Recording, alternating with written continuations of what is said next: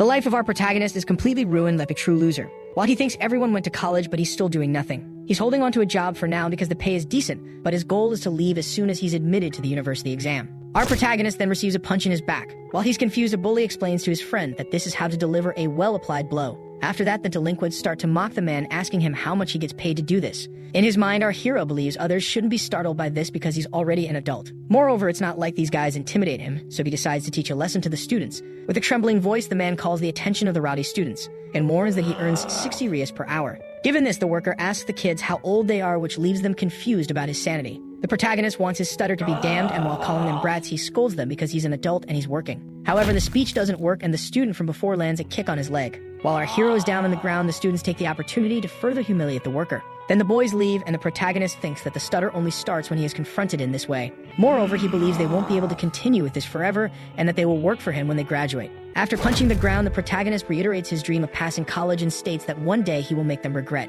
Especially those guys who ruined his life, they are definitely living like bums now. Especially the demon Jang Anshul, who in his mind must be all messed up. Introducing himself as the boss of the company, Jang Anshul greets our hero. The same is in shock, and Jang asks if he's working part-time. While holding the business card, our hero faces the cruel reality that his former tormentor is now a successful man. While showing off his BMW, the boss's friends arrive at the place, and one of them congratulates him for the grand opening. Jang greets his old classmates and claims that everyone is doing very well, while the referred also try to show their achievements so as not to be outdone. Jang asks if this is a new BMW and nostalgically states that it reminds him of his school days. His friends laugh because in school time they only made trouble, and one of them commented that the guy who intimidated children has now become a boss. But Jang is disillusioned with what he sees and thinks this can't be happening. For the protagonist, these guys shouldn't be in these conditions at this moment, but should be riding a stolen motorcycle or something like that. Someone like him being called boss and driving around in imported cars is very unfair. With that, one of the men notices our protagonist working. He asks if the man isn't his old schoolmate Kim Kim Jin Jin Woo Woo. The delinquents begin to remember their old stuttering friend,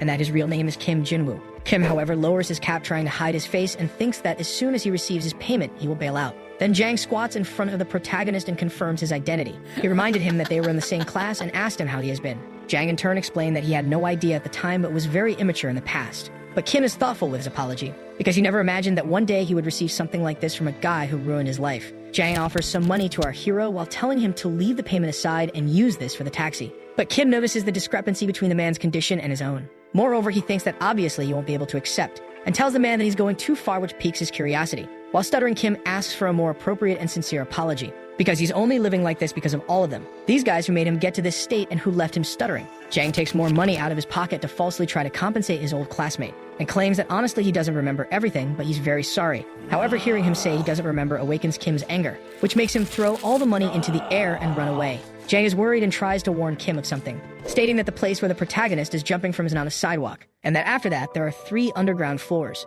But it was too late for Kim, who fell from the top of the building while thinking that Jang mocked his name until his end. In free fall, he never imagined he would die in such a pathetic way, even in his end still remaining below ankle. Finally, he expresses his grudge against Jang, who made his life a hell, thinking that if he could go back in time, he would go to where it all started, and would put all the pain he suffered on top of Jang and his companions, cursing him even after dying. In a reality shock, Kim falls to the floor of what appears to be a classroom. He looks around confused, not knowing where he is and at what moment. But he starts to understand when he pays more attention calmly. This was his old classroom, but just now he was at the company, so he wondered what would have happened. Kim thinks this is a dream of his high school years, but someone is already tormenting him. The man says that if he hits, it's an immediate faint, and another one agrees. While looking for another ideal spot, Kim convinces himself that this is just a dream, and that these guys look old even in his school time. Because he believes it's a dream, Kim slaps a bully in the face. But the man doesn't like it at all and starts to beat up our hero. That's when he realizes that the pain is real, and that in fact everything is real, not just a simple dream. Kim realized that he really went back to the past, to his second year of high school. A delinquent then approached and asked why the punching bag was so noisy.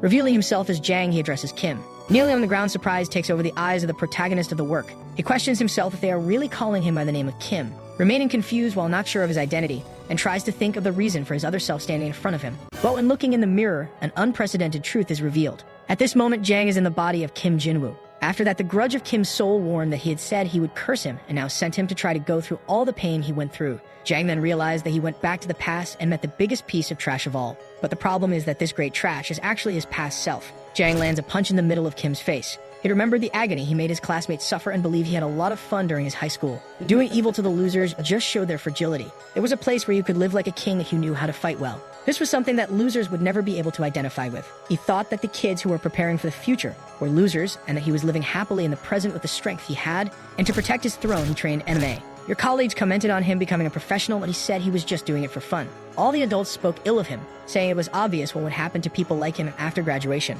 And they continued saying this day after day, so he felt somewhat agonized. But in the end, he really had a talent for beating people up, and as soon as he graduated, he debuted as a professional athlete. Using the signing bonus, he set up a shop and became a successful man without ever looking at a textbook. He wondered what had happened to the guys who clung to textbooks and studied for long periods. But there he was, one of them, Kim Jin Jin Woo Woo. And it turned out that losers were still losers even after growing up. Yang remembered Kim mentioning this was his third attempt to get into a university and felt pity for him. So, as an act of pity for a miserable person, he handed a few bucks to his old colleague, saying he was on a fast track to success. But now it was him getting a kick to the face. And his other self, while beating him up, confirmed his theory that bullying others shows how useless they are. Jang, in turn, kept questioning why he was being beaten up by his past self. Jang Anshul, 21 years old, is currently trapped in the body of a loser he mistreated 3 years ago. Because now he is Jim Jinwoo.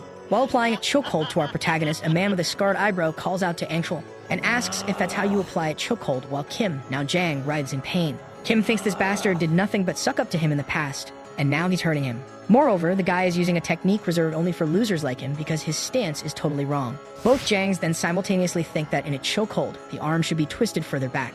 And when the man with the scarred eyebrow follows the advice, Kim contorts in pain. Thrown to the ground, he thinks everyone is a piece of shit. Moreover, his fist is crying upon seeing this. Kim considers wiping the floor with the delinquents' faces, but surely understands that if he tries, he will be easily beaten. At this period, his past self was weak against ground fights, but anyway, everything will be over when he finishes off this piece of trash. But suddenly, a voice appears in his mind saying he will regret moving his fist. The voice asks if Jang doesn't want to return to his body, which leaves him extremely confused. He wonders who he is talking to, and the present Jang approaches our hero, saying he will try to apply a guillotine for the first time. The past Jang wraps his arm around Kim's neck, saying he believes this is how it fits. And after that, he applies force, choking his colleague. Kim trembles with rage at his former self and thinks he will finish him off. Because after all, Jang remembers practicing the guillotine all day, so this claim of doing it for the first time was just pretense. Despite this, the stance is perfect, as expected from his past self, who can make someone pass out in 5 seconds. Faced with this, Jang fainted and woke up in a dark place with that voice, telling him it warned he would go through the same pain he inflicted.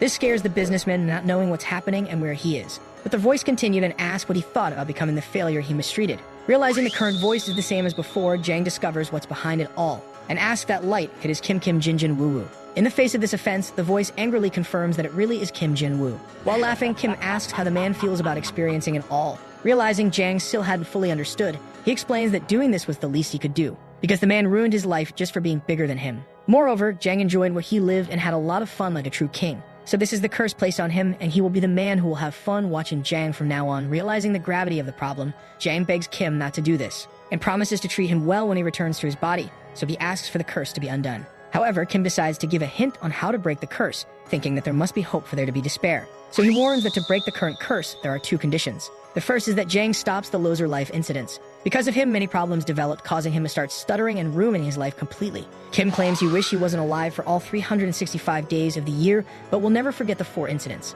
Because of these 4 incidents, his life ended. It was so bad that just thinking about it made him nervous. Trying to participate in the conversation, Jang claims to remember them all and apologizes. But he thinks he's completely screwed because he doesn't remember any of them. And questions which 4 incidents Kim is referring to, because in 365 days of torment, he can't remember just 4. However, Jang believes that in the end, as they will only involve him and his friends, he will be able to try to prevent everything. Thinking he will beat everyone to the point they can't even speak a word, he apologizes to his past self. However, Kim appears in front of him and asks if he is thinking of just beating everyone. Jang's mission is to stop the loser life events, so if he does it before the incidents, the boys will be scared and the incidents won't happen. Shouting at the voice, Jang asks what he should do if he should just suffer while going through them, but Kim warns that he doesn't care about small details. But he should keep in mind that if the story changes too much, the loser life incidents won't happen. Accepting the imposed conditions, Jang asks what the next condition will be. Informing that it's something simple, the voice explains that he must correct his past self, Jang Ankel. Kim bursts into a fit of laughter, and concludes by saying to try this with this loser body if he thinks he can, reiterating to try to make his past self turn over a new leaf. Already in Kim's body, Jang thinks his mission will be very difficult because with this fragile body, he will have to stop the 4 incidents. And besides that, correct his past self, making him become a decent human being. Already in the classroom, Kim trembles with rage while putting his feet on the table. He remembered that Jang's guillotine made him pass out for the entire lunch break, so he didn't eat anything. Kim bangs his hand on the table, questioning how he will stop these incidents and reform his past self. This draws everyone's attention, and he continues thinking that firstly, he doesn't even know what these incidents are. One of his friends with a lock on his glasses asks Kim to be quiet. Kim asked what the problem was with those glasses, and the man said it was Anshul to put it on, telling him to try to guess his birthday. While questioning whether he really did things like that, he thought that despite everything, it was quite funny. But anyway, his chubby friend asks Kim to be quiet because they will be done if he wakes up Anshul. The chubby kid asks if Kim remembers that Anshul had determined that while he was asleep, only the third row could speak. This leaves Kim disturbed because he had no idea this was happening since he only slept during the entire day. Suddenly, the teacher enters the classroom asking the students to be quiet. The teacher asks where they left off last time and asks the students to return to their seats and open their books.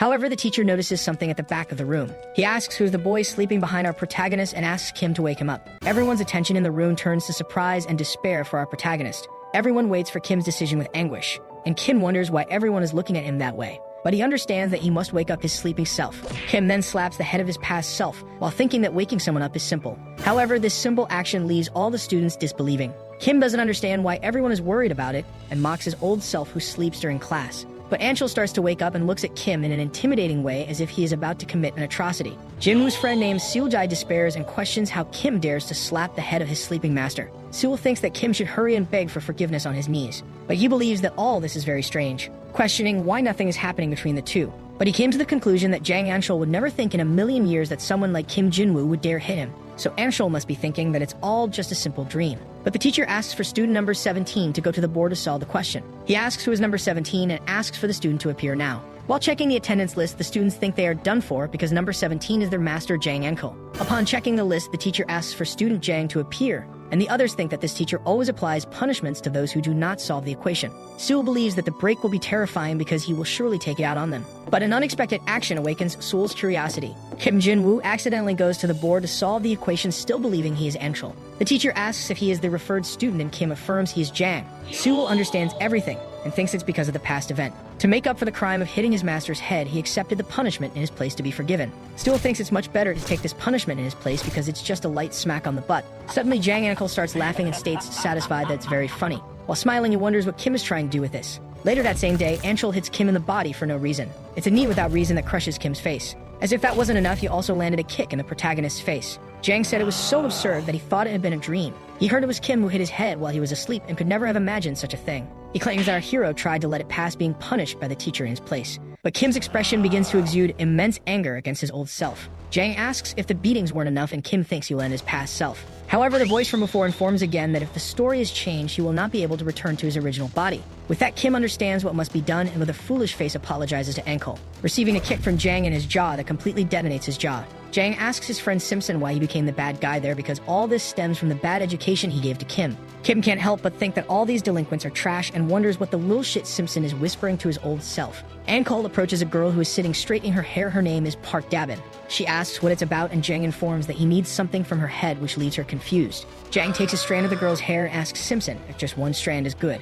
Simpson then ties Park's hair strand between Kim and Seal's wrists. He informs that if this hair comes loose, they will be screwed. He also says that he will be inspecting every break. Simpson says they will also be done for if they swap it for a strand of hair from another girl, and Jang can't hold back his laughter. Kim thinks this is a joke, but it's to be expected from his childish classmates. However, Sewell breaks this idea that it will be an easy task and says he needs to go to the bathroom. On the way to the restroom, several girls mock the two, using the possibility of dating one of the students as an offense. Sewell asks if this means they will also have to do their business together, and Kim tells his friend to shut up. In his thoughts, Kim thought Simpson was making a serious mistake by teasing the guy he sucked up to. He also realizes that other students considered by Jang as losers are also mocking him. Kim never thought he would go to the bathroom with a nerd like Sewell, and that if it weren't for the curse, he would have ended it already. Suddenly, the hair strand breaks, which leaves Kim terrified. He says his friend can't even do a simple thing right, and because of that, now they will be beaten. Then, in an act of desperation and reflection, Kim realizes that the great Jang Anshul is really freaking out over a simple broken hair strand. But Sewell claims that even going through all this, they can't lose their spirits and they must endure until they graduate.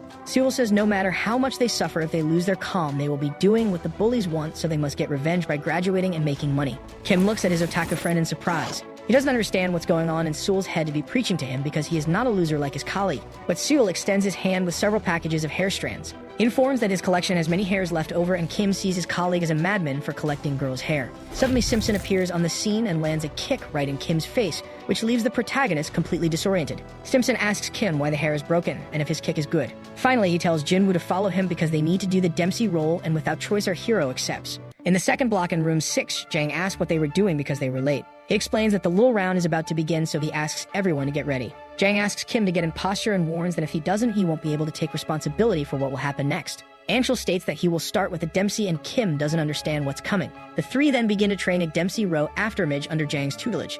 Kim believes this is quite embarrassing, not understanding why his past self would spend his precious time doing these things. Jang in turn delivers a powerful attack on the protagonist's stomach that makes him spit blood. He explains that the second afterimage is the weak point, and Kim doesn't understand how this trash can consider himself a person. Our protagonist thinks he really wants to end everyone with all the will of his soul, but this man is him. Kim wants to challenge everyone again and again, but the delinquent is his past self. Simpson gets irritated and slaps Kim on the head, calling him useless for not being able to perform even a simple afterimage properly. In this situation, Kim thinks that Simpson is not Anshul, and that his fist is crying with everything that is happening. Then the protagonist thinks he doesn't care about the story anymore and should just wipe the floor with everyone's face. But the voice explains again that if the story is changed, there will be no way for Jang to return to his original body. Therefore, wanting very much to return to his old body, Kim accepts his cruel fate once again and says he will try to do the Dempsey role again. Later in the restroom, our hero relieves himself. Even in this moment of intimacy and hygiene, Kim can't suppress his anger towards those delinquents. He thought Simpson was always sneaking up behind him, but now he had the courage to belittle him, calling him a loser.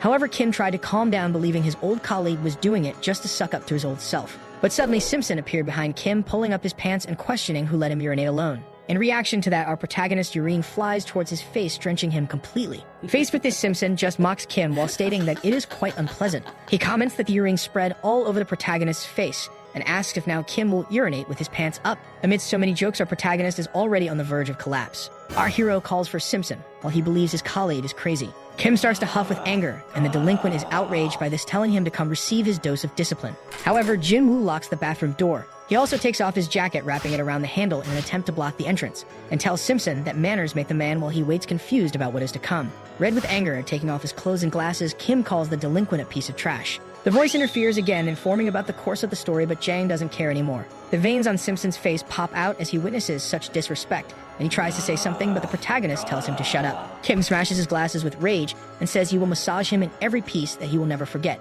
Face to face with Simpson, our protagonist prepares for the upcoming massage, reaffirming his catchphrase, but the delinquent looks startled at something that catches his attention. As he looks at Kim's shirt, the student can't help but laugh, realizing it is a SpongeBob shirt. While preparing a low kick to our protagonist's legs, Simpson comments that it has been a long time since he last did Ashibarai on him. But Kim lands a counterattack on the delinquent and begins to explain about the Ashibarai. Simpson falls, hitting his head on the floor, and doesn't understand anything that is happening. He gets deeply irritated, and Kim finishes his explanation that the Ashibarai should be done while the foot sweeps the ground, not the air. Somewhat embarrassed, Simpson gets up, commenting that the floor is slippery and that no one cares about cleaning. He then regains his anger and tries to land a punch on Kim, who dodges, and he lands a powerful blow to his ribs that almost makes him faint. Simpson places his hands on the affected area while wondering why it hurts so much. For it is but a simple punch from a skinny skeleton like Jinwoo. The delinquent contemplates whether our hero has been practicing sports, and the protagonist explains that the punch hurt more because he hit where the liver resides. In a fit of rage, the student lunges at Kim, thinking it doesn't matter since he is taller and stronger, so it will be fine as long as he grabs him.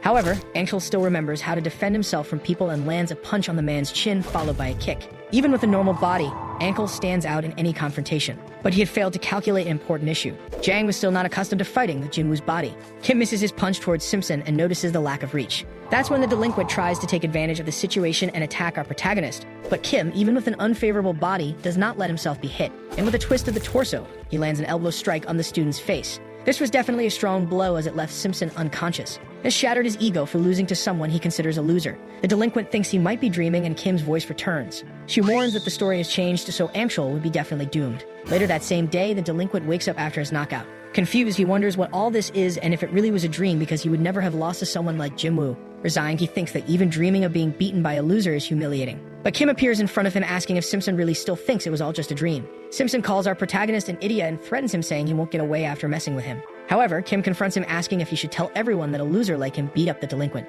The protagonist asks Simpson to choose whether he wants to leave school after the rumors spread or wants Kim to spread them personally. Witnessing pressure similar to that of Jang Anshul, the delinquent asks what Kim wants from him, and the hero warns that he doesn't want much. From now on, Simpson will have to report everything Anshul does and stops doing. Jinwoo details that he wants to know even most intimate details of Jang's life, like his trips to the bathroom. The delinquent didn't understand the request, but Kim said it wasn't his business and just told him to follow the script and pretend he wasn't beaten up. Or in case he doesn't accept the proposal, Jinwoo could drag him in front of the whole school, beating him a bit more. Faced with such a threat, Simpson understands what must be done and accepts the imposed conditions with apprehension. Kim is happy to see that his plan is working and states that the two will be secret accomplices from now on. The story will not change, and on top of that, as a bonus, he gains a spy who can keep an eye on his past self. Kim thinks he should have just beaten him up from the start instead of holding back, because the story won't change until the rumor spreads. As he walks through the school, Jang smiles and asks if it's right to the original owner of the body, Kim Jinwoo. Kim's soul watches him with disgust for the cunning being that Jang is but could do nothing. At another time, our protagonist stretches while thinking that it relieved him, and that now he could just beat up Min-ju whenever he gets angry. In his thoughts, Jang doesn't understand why Kim goes to school in the first place, since he can't beat anyone up when he gets angry. Anyway, someone hands him a pack of cigarettes. A girl comments that she won't get caught if she makes Jinwoo hold it, and that even if they are caught, Jin can take the blame. Kim gets deeply irritated for being treated as cigarette storage, and the girls find it strange that our protagonist is responding to provocations. They comment that the hero is crazy and that they will tell Enchul about him, but Kim just wishes they would do that, because during his high school years he didn't know how to deal with girls, which is confirmed when the present Jang responds to the girls' gossip, encouraging them to beat up the boy. Park grabs Anchul's arm and asks if her Ginny is really okay, which confuses him. She calls the girls and with a malicious smile tells them to stop being mean. Kim thought Park had always been a proper girl and that her nickname was Anchul Girl, since she always followed him everywhere. Nowadays, the future Jang feels bad for her every time he thinks about it. Because she's such a nice girl, he thinks he should try to be friendly at least once. But undoing her good girl facade, Park scolds her friends and asks if they are looking for punishment. She scolds them, reiterating that they are not to call Enchul when they are smoking, which leaves the protagonist confused. He realized that this was actually his true self, and that all this time she had been acting deceiving him. Park, in turn, slaps Kim's face while questioning what he is looking at. Kim realized that this was the real reason she was called Anchul Girl, and Park wanted to teach him a lesson for the affront. She calls for Simpson, who passes by the place, asking him to teach the child a lesson. Park states that Trash is staring at her, and the delinquent says that if it's for his dabbin, he can straighten him out. But he realized that the Trash was the man who had beaten him up before and trembled with fear. Park questions him about what he is doing and if the command is still not clear, but Kim reminds Simpson of the agreement with his intimidating facial expression. Then acting, the two leave the place while the girls notice something strange with the relationship between the two. Park thinks that Min-ju and Jinwoo are very different from their everyday selves. Cutting the tension, the girls excitedly ask Dabin what she loves most about Enchul, whether it's for his face or because of the way the uniform falls on him, and if she will confess, but Park is embarrassed by the questions. However, she begins to speak while the girl's attention is fully focused on her speech. With a weird look of love, Park states that Anchul is like a beast. The pure smell of blood emanating from a strong male was what she liked the most, not to say that Jang wasn't cool normally. But the coolest part was when he was bathed in the blood of his opponent in the ring. Park then asks if her friends don't see this beast on Anchul's back.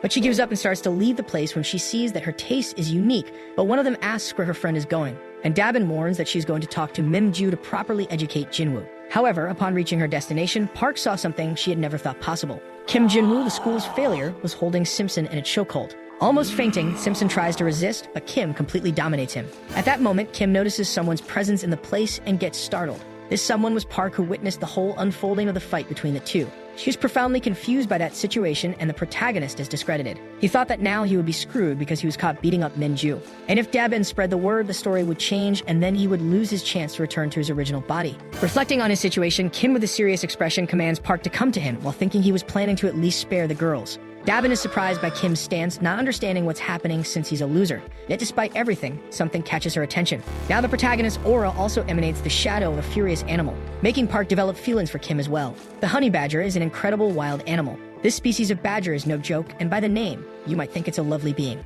But it's far from it, as even snakes are prey to this animal. The record book lists it as one of the most courageous animals because it picks fights even with lions when irritated. Moreover, winning or losing doesn't matter, only its pride and will to fight. Our protagonist's way of life is that of the honey badger, always fed up and picking fights. While believing this was something incredible, Park Dabin, at 7 years old, already harbored a huge fascination for the fierce honey badgers. That ferocity of the honey badger was what Dabin felt now witnessing Kim Jinwoo, and she couldn't stop wondering why she felt this way. And with aggression, Kim curses her and orders her to come to him. Being cursed, Park gets angry with the loser student and questions Jinwoo about his speech. But looking at his face, she collapses into feelings again, leaving Kim confused. While walking through the school corridors, Kim can't stop thinking about Park Dabin. He thought she would be spreading rumors, but nothing happened. Suddenly, the two bump into each other, and Park, irritated, almost verbalizes a curse. But Kim confronted her, asking what she was about to say, which made her become sentimental again, trying to hide her embarrassment. But Kim doesn't understand the root of her motivations. He wonders why she's blushing and averting her gaze while she retreats to the corner. Kim believes that after she saw him beat Simpson, she became scared, so he corners her.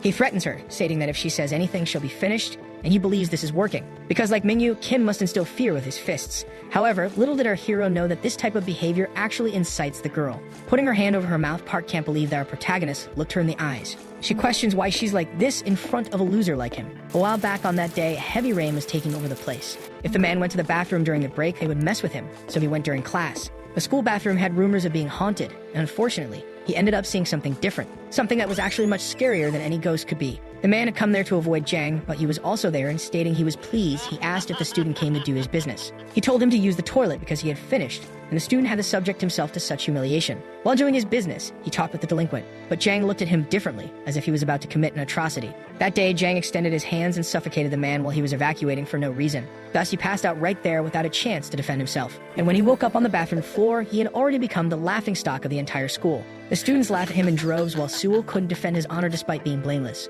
In his mind, he could only think that Jang Amchol was a terrible person and that he had screwed up. Back in the present, Kim with high spirits tells his friend not to lie because he never did this, but Sewell asserts it's not about him but Jang. Inside Kim's body, Jang can't believe he did that and tries to comfort his friend, saying it was just a joke that others would forget. But Sewell is skeptical about this issue because things were already very difficult for him, stating that he just wanted to go to school normally and not suffer this kind of thing like other people. He cries, saying he's trying to do his best, but it's hard. Apologizing for ruining the mood, he asks to forget what was said, because after everything, he's still happy to have Kim, a friend he can trust. Suddenly, someone appears behind Kim with arms at the height of his neck. That someone is Jang, who mounts another chokehold without reason on the protagonist, suffocating him.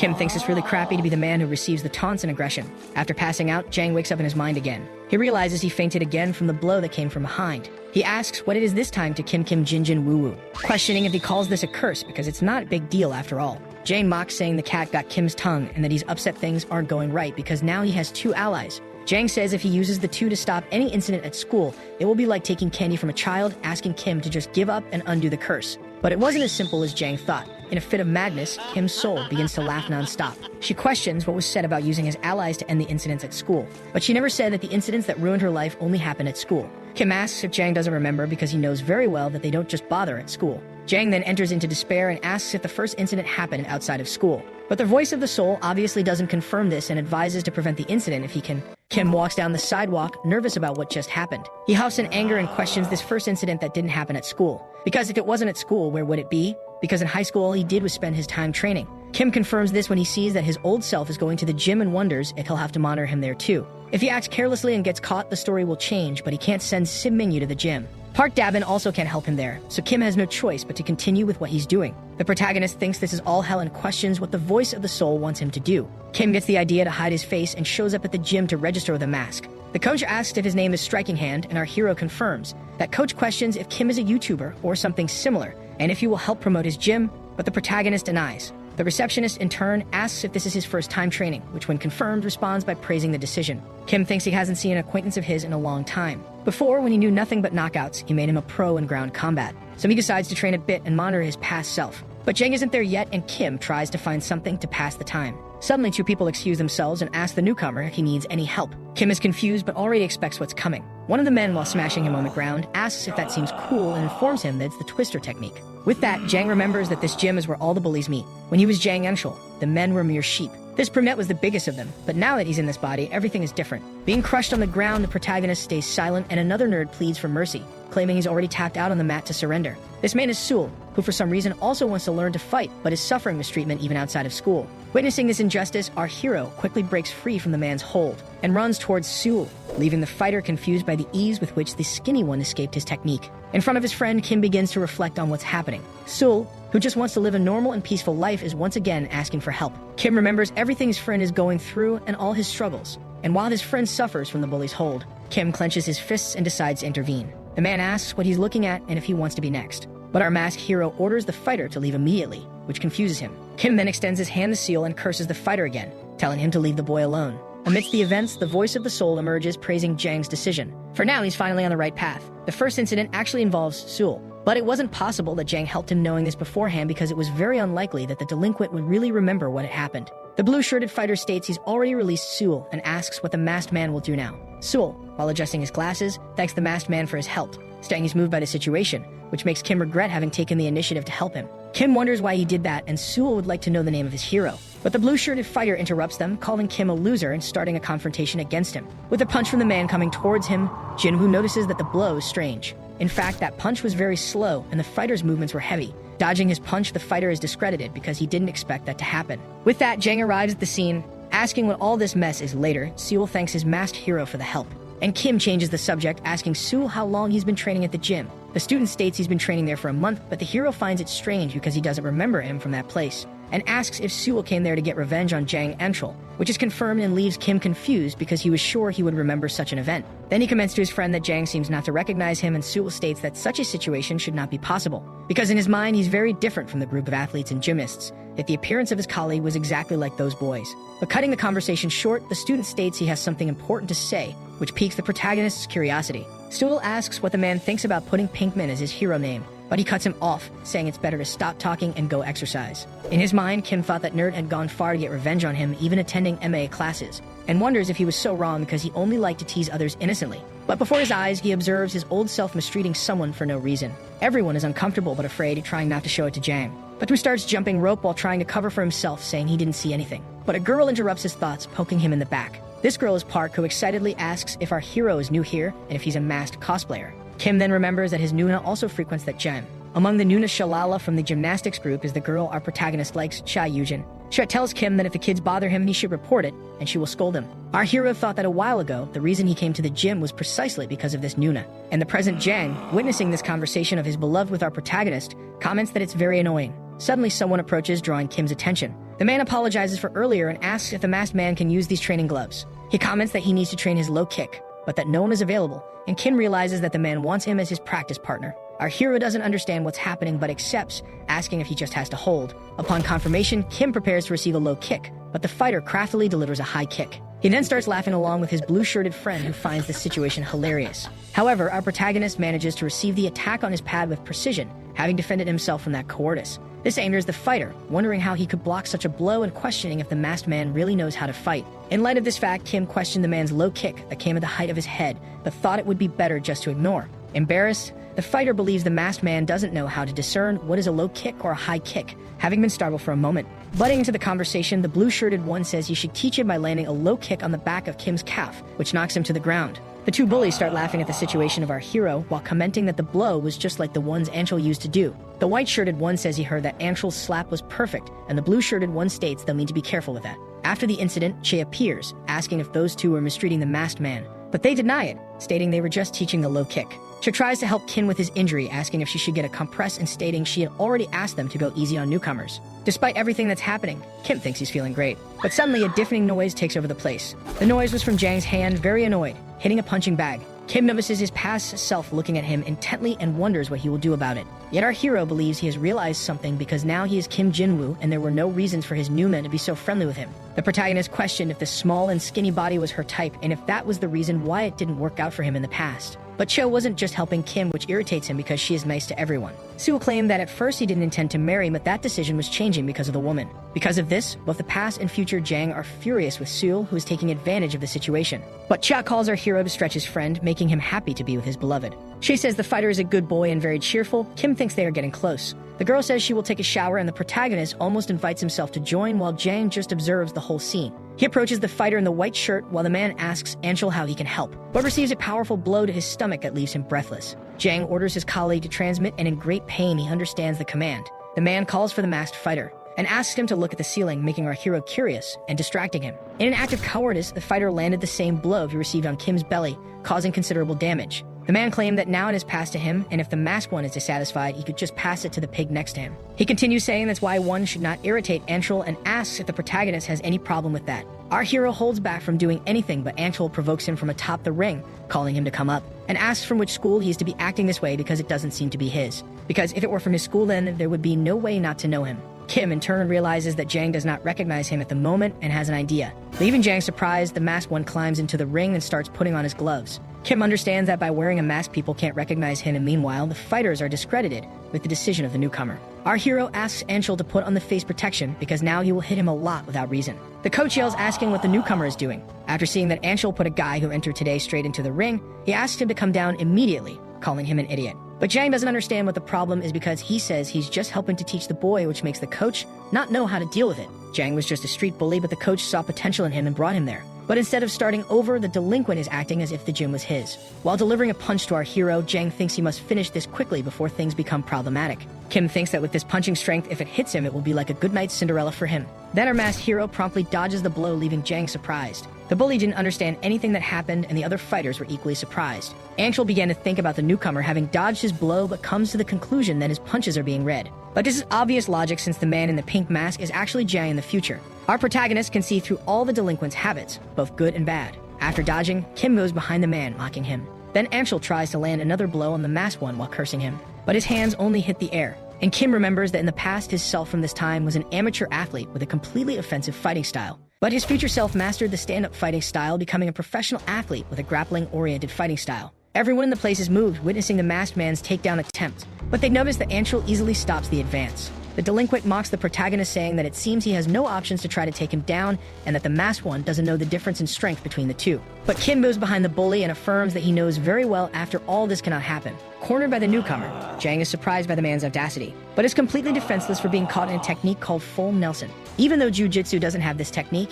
Kim did it at this moment just to humiliate his opponent. With all his strength, Jang tries to free himself from the hold, but his efforts are fruitless. Kim says that even though the delinquent is strong, he still can't stop this because the technique controls his center directly, allowing him to swing him as he wishes. Jang realizes that his new mate is witnessing the fight, but that loser won't leave him alone. In an act of desperation, the delinquent orders people to stop laughing and thinks he can't do anything now, but the moment he is released, he will finish the masked one. In such a case, Kim really frees him from the position he had held him in, leaving Jang disoriented.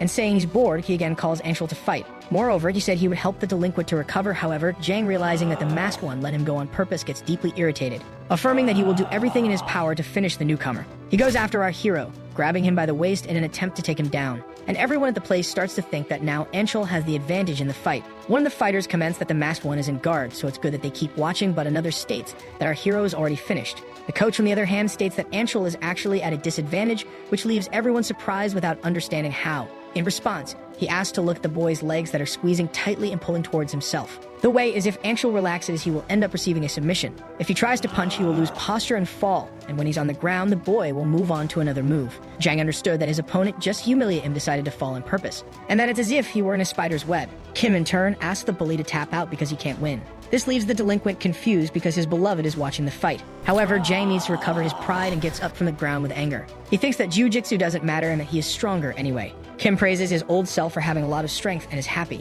But he wraps his legs around Angel's hamstring, taking him down to the ground and saying that first he must know how to use it. Witnessing this monster in the ring, the coach wonders who the man is and that although Jang is weak on the ground, this guy's techniques are as good as an athlete's. Kim applies an arm triangle choke and questions if Jang believes he can win using only strength. And after that, he kisses the bully on the cheek, which makes Chip start to smile and embarrasses Jang. Not stopping at this humiliation, Kim dominates Jang in various other ways, such as in the frog position. Jang realizes that his opponent is doing all of this on purpose and is using these positions just to toy with him. Then Kim remembers he has something to return to ankle, the chokehold, for no reason. Jang understood that his opponent could have finished everything easily, but still preferred to humiliate him in front of everyone. Kim asks if the bully won't hit him, but he keeps thinking that his beloved is watching. While choking him on the ground, Jinwoo comments that since it is Jang, the bully probably won't give up even if it costs his life. He then mentally apologizes to his past self, while all the fighters watch the scene in disbelief. Finishing the fight, our masked hero could no longer suppress his strength and left his opponent unconscious on the ring floor. After the fight, Kim thought that since his body was very weak, he won by using the chokehold, but his past self was much stronger. However, even so, losing in front of Nuna was definitely something Jang would never forget. Feeling a bit bad, Kim leaves the ring. Later, the person receiving the chokehold was Kim in the school classroom. Jang was deeply irritated by what happened at the gym and started taking it out on Jinwoo, who regretted feeling bad for him.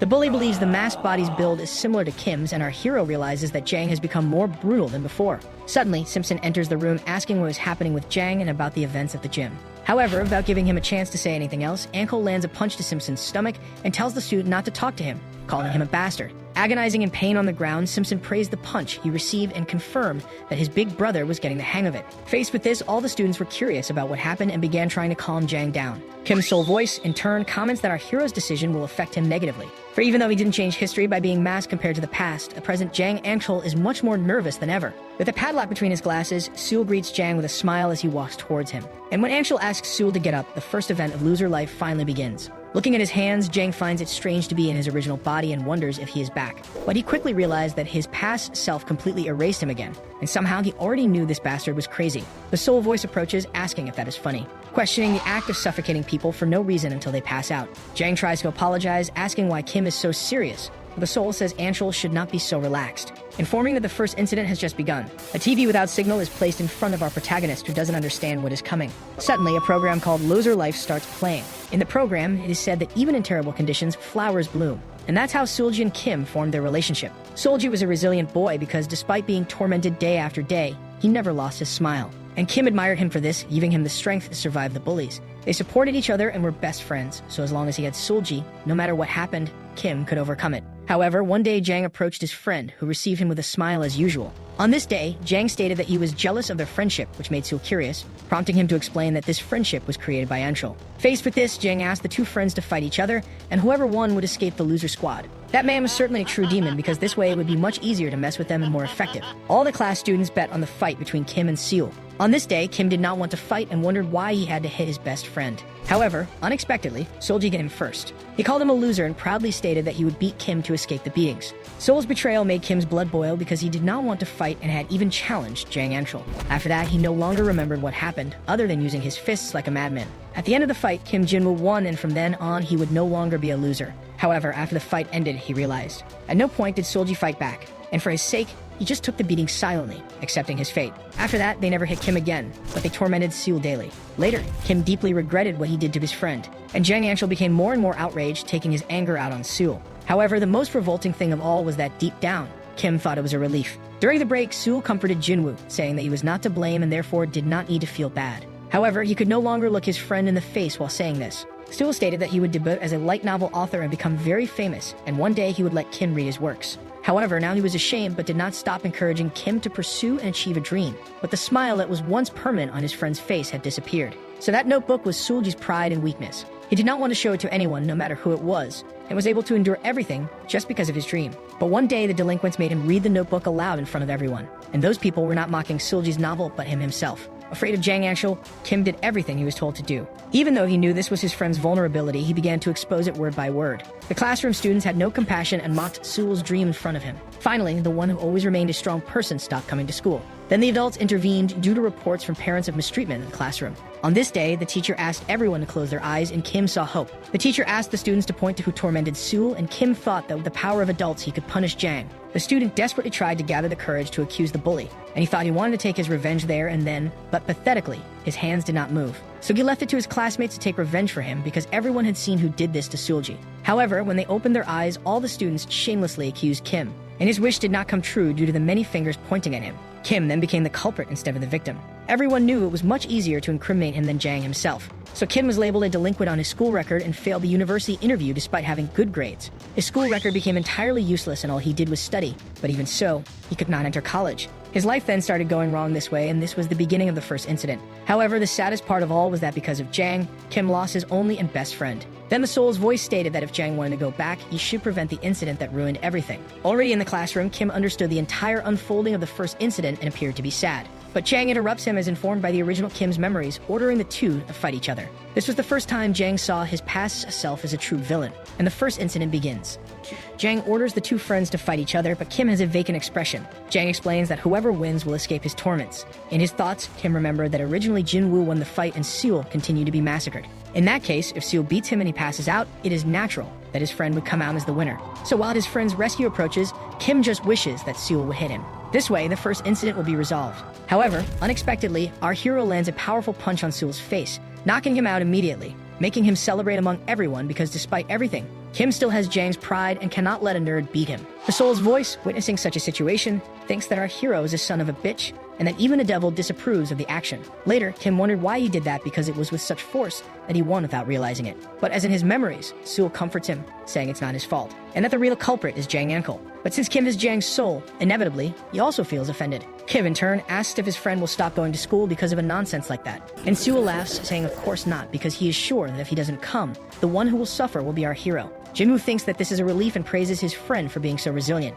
Seul confirms with a smile, saying he is good at dealing with these things, so Jinwoo can relax. Later in a cafeteria, the bullies throw a tray of food in the student's face. Stimson calls him a shitty otaku and asks if he doesn't know that Antle doesn't usually eat cucumber. Gathered on the floor, Sul tries to explain, informing that the day's meal is seasoned cucumber, so it's impossible not to have cucumber. But Simpson maintained his criticism, saying that Antle started disliking cucumber now, and as Antle's servant, he should have analyzed this in advance. From afar, Kim notices that the bullies are bothering his classmate. However, despite them exaggerating, there's nothing he can do because if he decides to interfere, the story will change. Moreover, Kim thinks it sucks to have to worry about Sul, but as long as he continues coming to school, the incident probably won't happen. Jang says it's okay if Sulji shows remorse, but spraying food like this on the school floor is wrong. So the bully ordered the student to eat all the food that was thrown at him. Kim is disturbed by hearing what they are planning to do, and meanwhile, the delinquents enjoy this situation. But Sul says he is allergic to cucumbers, but Simpson doesn't want to hear it, and kicks the boy's face, saying that from this day on he likes cucumbers, and questions if Sul prefers to eat the cucumbers after getting beaten by him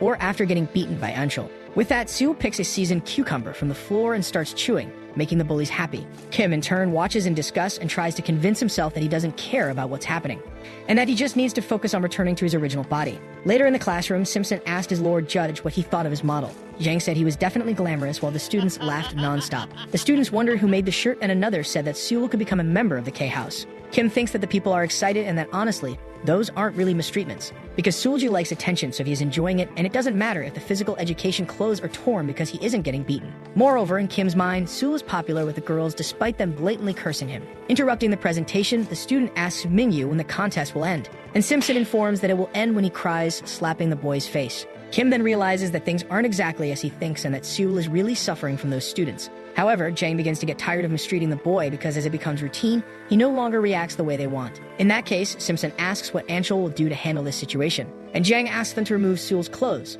leaving our hero in shock. The bullies go after the boy, trying to remove his clothes, and he tries to resist. But Sul doesn't have enough strength to defend himself and is completely subdued in his aggressor's hands. However, Jang starts to laugh at that atrocity, and Kim, observing his former self this way, begins to reflect. Later in the school parking lot, Sul thanks for the company and asks if it's a special day, but Jinwoo says the boy doesn't need to know that. However, Kim asks if his friend is still calm, which confuses him. He doesn't know how to put his words and sums up by saying, just don't think about doing anything stupid. In his mind, Jinwoo thought that it was complicated because for him to stop the incident, he needed to take care of this otaku. Breaking the tension, Sul approaches and hugs our hero, thanking him for everything. But Kim doesn't understand why his friend doesn't hold a grudge against him and still treats him well. Because instead of resentment, he is looking at him understandingly, without even knowing he is being used. Kim wonders if his friend actually likes to suffer, but considers the possibility of him just being a damn pervert. However, after Jinwoo leaves the place, Solji sits on the staircase alone and cries for several hours. This was something very complicated for our hero, who no longer knew what to do. Sul thought he didn't want to go to school anymore and wondered what he had done wrong to be so mistreated.